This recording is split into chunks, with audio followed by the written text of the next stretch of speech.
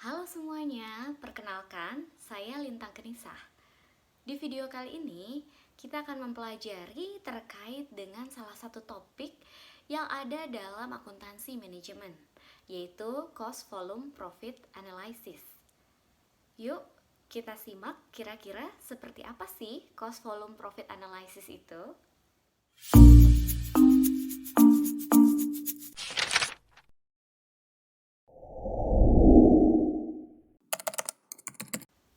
Menjadi pertanyaan bersama, mengapa sih alasan kita untuk bisa mengetahui apa yang dimaksud dengan CVP analysis? Jika kita telah dari konsep kata CVP itu sendiri, maka CVP itu memiliki 3 komponen kata, yaitu cost, volume, profit. Untuk cost, kita lihat di sini terkait dengan biaya produksi yang biasanya perlu dikeluarkan oleh perusahaan. Sementara dari sisi volume, berbicara tentang jumlah atau kuantitas produk yang nantinya akan dijual oleh perusahaan. Dan profit terkait dengan laba atau keuntungan yang diharapkan oleh perusahaan. Ketiga hal ini kemudian dielaborasi, dianalisis oleh seorang manajemen yang ada di perusahaan untuk dijadikan sebagai dasar pengambilan keputusan manajemen. Lantas, kondisi seperti apa yang bisa tercipta dari CVP analysis tersebut? Terdapat 3 kondisi yang bisa tercipta. Yang pertama adalah kondisi untung atau laba, di mana total cost lebih rendah daripada total revenue, dan kondisi ini jelas menjadi harapan bagi perusahaan. Kondisi yang kedua adalah kondisi break-even point, di mana total cost sama dengan total revenue. Paling tidak, perusahaan mengharapkan ini menjadi kondisi minimal yang dialami oleh perusahaan. Sementara kondisi yang ketiga adalah kondisi yang tidak diharapkan oleh perusahaan, yaitu mengalami kerugian, di mana total cost-nya lebih besar daripada total revenue. Dari ketiga kondisi yang tercipta, kita pelajari terlebih dahulu apa sih yang dimaksud dengan break-even point.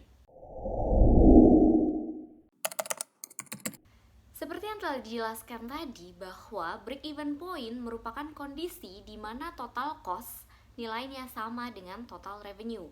Dan ini merupakan kondisi minimal yang diharapkan oleh perusahaan. Jika kita lihat di sini ada contoh di mana kondisi sales yang menggambarkan total revenue sebesar $250.000 dan total cost-nya yaitu total variable cost ditambah dengan total fixed cost senilai $250 juga. Kondisi inilah yang dikatakan break-even point. Bagaimana perusahaan menghitung nilai break-even point dalam unit dan dalam jumlah rupiah atau dolar? Kita lihat di sini dengan menggunakan equation approach.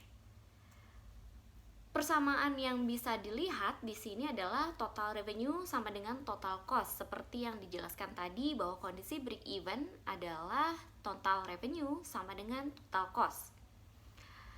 Berarti jika kita menganalogikannya dengan memindahkan nilai TC menjadi total revenue minus total cost sama dengan operating income, operating income ini akan digambarkan dengan nilai 0. Nah, untuk nilai total revenue digambarkan tadi sebagai sales revenue, sementara total cost adalah variable expense dengan fixed expense-nya.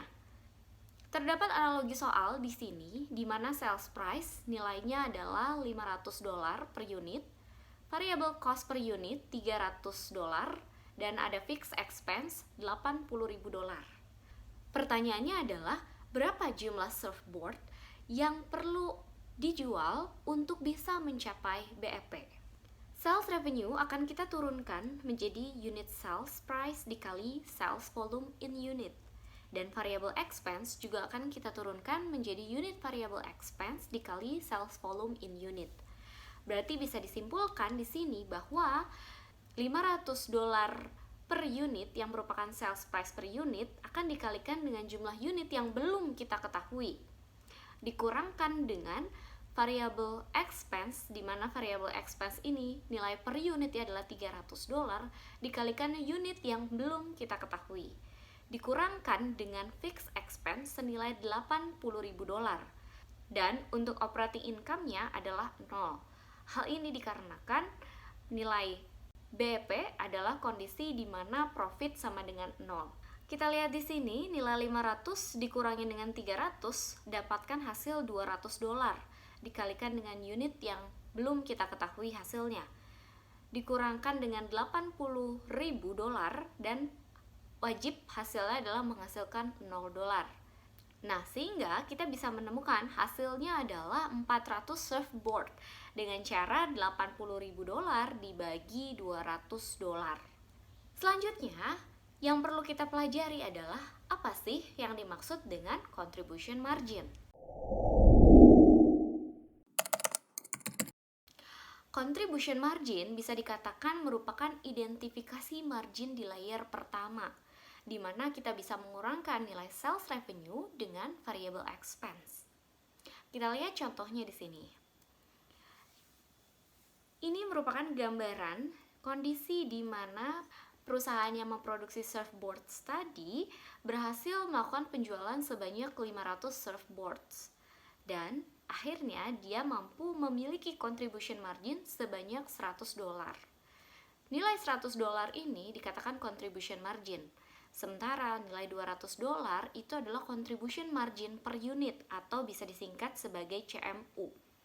Sementara untuk 40% merupakan contribution margin ratio atau CMR yang bisa didapatkan dengan membagi nilai $200 dengan $500 atau $100.000 dengan $250.000. Lantas, apakah perhitungan BEP bisa menggunakan pendekatan contribution margin? Untuk menghitung BEP, kita bisa melakukan perhitungan dengan pendekatan contribution margin. Kita akan lihat rumus perhitungannya seperti apa.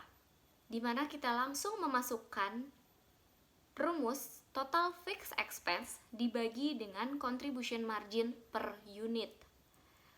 Total fixed expense diketahui nilainya adalah $80.000, sementara contribution margin per unit didapatkan dari sales price per unit dikurangkan dengan variable cost per unit.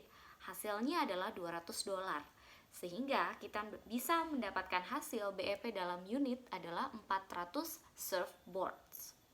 Selanjutnya, bagaimana caranya kita menghitung BEP dalam dolar?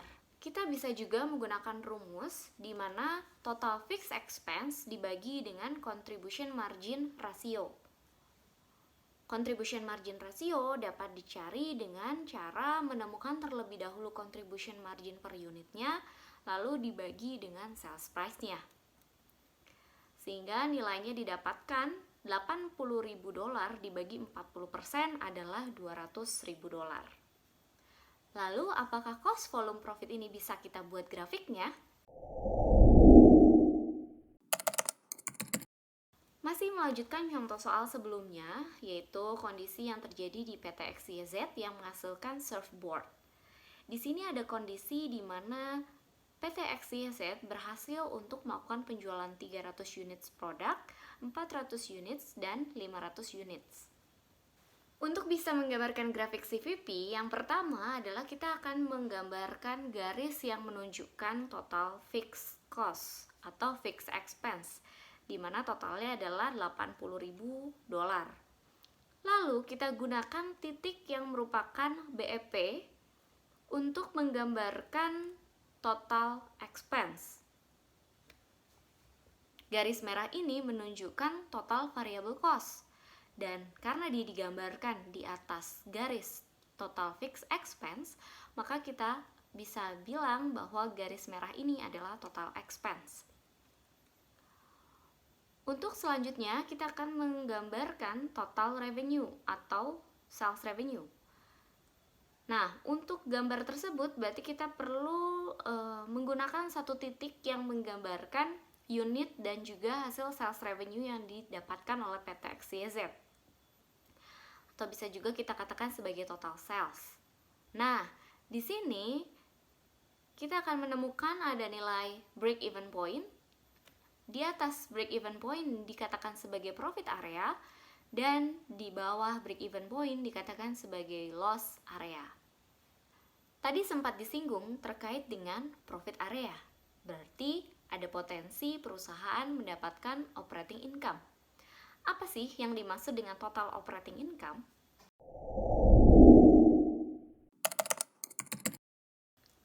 Total operating income atau target operating income merupakan sebuah kondisi di mana total cost-nya lebih rendah daripada total revenue. Jika kita menggunakan soal yang tadi, di mana sales price diketahui $500 per unit, variable cost per unit $300, dan fixed expense $80.000, maka berapakah kira-kira jumlah surfboard yang perlu dijual untuk mencapai TOI $100.000? Jika kita menggunakan rumus, maka kita bisa langsung menggunakan pengembangan dari rumus BEP dalam unit, yaitu total fixed expense dibagi CMU. Nah, pengembangannya adalah di yang warna hijau ini. Kita akan bisa tambahkan total fixed expense-nya dengan target operating income yang diharapkan oleh perusahaan.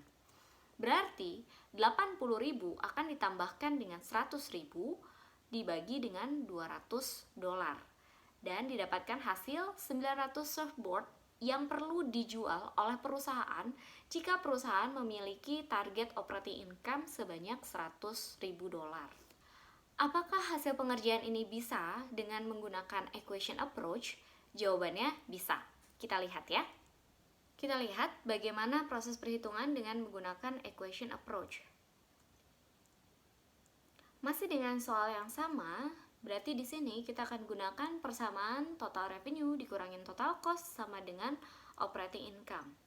Kita turunkan menjadi sales revenue dikurangi variable expense dikurangi fixed expense sama dengan profit.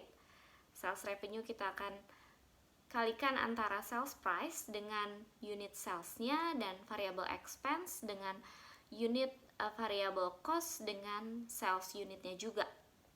Nah, karena sales unitnya kita belum ketahui, berarti kita akan ganti dia dengan X. Jadi untuk sales revenue 500 dikali X dan untuk variable cost 300 dikalikan X. Dikurangin 80.000 yang merupakan total fixed expense-nya dan target operating income-nya adalah $100.000. Nah, untuk CMU-nya atau contribution margin per unit 500 dikurangi 300 didapat hasil $200 dengan sales unitnya yang belum diketahui sama dengan $180.000 yang merupakan penambahan dari fixed expense dengan target operating income. Nah, hasilnya adalah X sama dengan 900 surfboards di mana didapatkan dari $180.000 dibagi dengan $200. Lantas, bagaimana kalau misalnya perusahaan itu memiliki target operating income yang diketahui setelah pajak? Berarti perusahaan perlu menghitung target operating income sebelum pajak terlebih dahulu dengan cara menggunakan rumus target after tax income dibagi 1 min T. T di sini berarti menggambarkan percentage dari pajaknya. Sehingga kita akan mengetahui nilai target operating income, barulah kita bisa menggunakan proses perhitungan, baik itu tadi equation approach maupun perhitungan dengan langsung menggunakan rumus. Bagian yang terakhir, di sini kita perlu mengetahui apa sih yang dimaksud dengan margin of safety.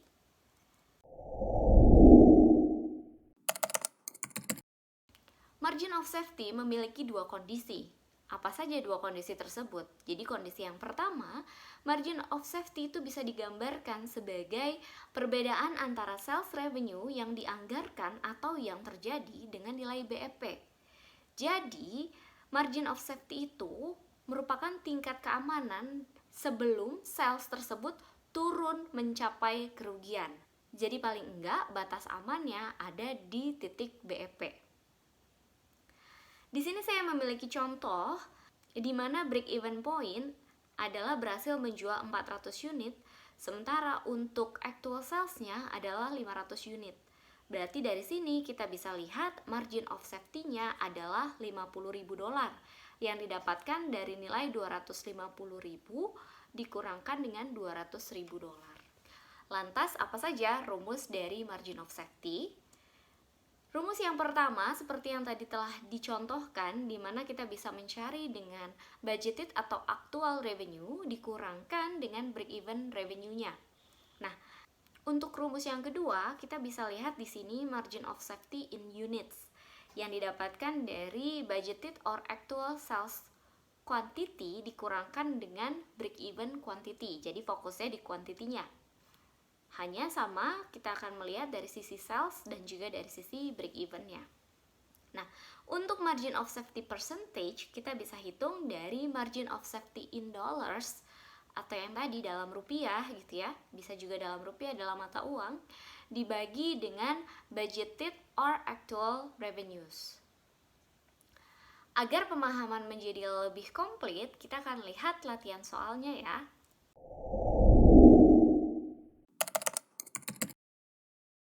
Di sini saya punya contoh soal di mana di sini ada pabrik kue enak yang dia memiliki kegiatan memproduksi kue dan dijual dengan harga Rp9.000 per unitnya. Diketahui juga bahwa ada variable cost per unit sebanyak Rp1.800 dan nilai fixed cost-nya adalah 36 juta. Ini merupakan total fixed cost. Ada 5 pertanyaan. Pertanyaan yang pertama ditanyakan adalah berapa BEP dalam unit. Yang kedua ditanyakan berapa BEP dalam rupiah. Dan yang ketiga di sini, kalau misalnya perusahaan memiliki target operating income sebanyak Rp1.800.000. Dan yang keempat ditanyakan bagaimana kalau misalnya penjualannya hanya 4.000 unit, apakah mengalami kondisi laba atau rugi. Dan untuk pertanyaan yang kelima adalah terkait dengan margin of safety jika penjualannya berhasil mencapai 6.300 unit. Kita lihat bagaimana cara kita untuk bisa menyelesaikan soal tersebut. Untuk pertanyaan yang pertama terkait dengan break-even point dalam unit, di sini saya coba contohkan dengan menggunakan pendekatan equation approach. Jadi sebetulnya untuk equation approach ini cukup sederhana. Jadi kita tidak perlu menghafalkan terlalu banyak rumus. Jadi cukup dengan equation approach saja, di mana TR min TC sama dengan OI itu kita bisa gunakan untuk menyelesaikan berbagai macam jenis soal. Di sini berarti kita lihat bahwa untuk unit salesnya yang kita perlu cari, berarti di sini nilai sales price-nya kita masukkan dikali dengan unit sales-nya. Lalu kemudian variable cost per unit juga kita masukkan dikalikan dengan unit sales-nya. Lalu nanti dikurangkan dengan total fixed expense-nya. Dimana kalau break even point berarti profit yang digambarkan di sini adalah 0. Nah, untuk contribution margin per unitnya kita sudah dapatkan 7.200, di mana 9.000 dikurangin 1.800. Dapat 7.200 dan kita kalikan dengan jumlah unit yang belum kita ketahui. Nah, nanti kita akan dapatkan hasil akhir break even point dalam unit adalah 5.000 kue dengan cara 36.000 ini nanti tinggal kita bagi dengan 7.200 sehingga kita dapatkan hasilnya yang perlu dijual adalah 5.000 kue jika perusahaan ingin mendapatkan paling tidak nilai break even point. Untuk break even point dalam rupiah, tinggal kita kalikan saja break even point dalam unit yang sudah kita dapatkan dengan sales price-nya. Jadi didapat hasil 45 juta rupiah. Selanjutnya, ketika perusahaan memiliki target of sales atau target operating income senilai 1.800.000, kita bisa gunakan persamaan yang tadi lagi dengan nilai profitnya kita isi, yaitu dengan nilai Rp1.800.000. Jadi nanti nilainya adalah 36 juta ditambah dengan 1.800.000 didapatkan hasil Rp37.800.000 dibagi dengan 7.200 hasilnya adalah 5.250 kue. Itu yang perlu dijual oleh perusahaan jika ingin mencapai target operating income 1.800.000. Nah, di sini ditanyakan, kalau misalnya actual sales-nya hanya 4.000 unit, jadi dapatnya operating income atau operating loss. Nah, kita hitung juga dengan menggunakan equation approach, dan hasilnya adalah ternyata perusahaan mengalami loss. sebesar Rp7.200.000. Untuk margin of safety, diketahui actual sales-nya 6.300 unit. Berarti kita bisa lihat, kalau kita ingin melihat dari sisi margin of safety dalam dolar atau dalam rupiah, berarti di sini, berarti kita akan lihat untuk actual sales adalah 56.700.000 didapat dari 6.300 dikalikan dengan sales price-nya. Lalu BEP-nya tadi sudah kita hitung di bagian yang sebelumnya, yaitu nilainya adalah 45 juta. Sehingga margin of safety tinggal kita kurangkan, dapat hasilnya 11.700.000. Nah, jika kita ingin melihatnya hanya dari sisi unit saja, berarti kita bisa melakukan penghitungan dengan cara 6.300 unit actual sales-nya dikurangkan dengan unit BEP-nya, yaitu 5.000 unit. Jadi didapat 1.300 unit. Oke, sekian terkait dengan topik dari cost volume profit analysis di video kali ini. Sampai berjumpa lagi di video berikutnya.